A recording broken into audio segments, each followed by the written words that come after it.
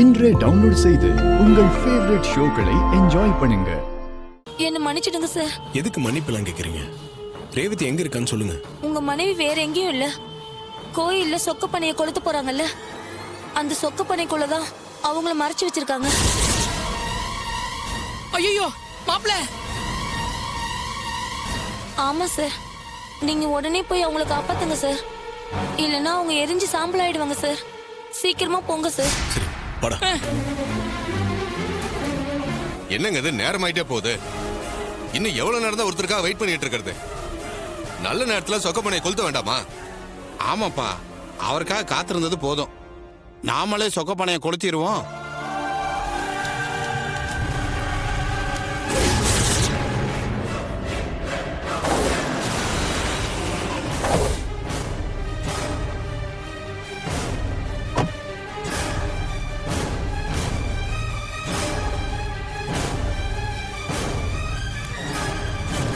ஐயா இருங்க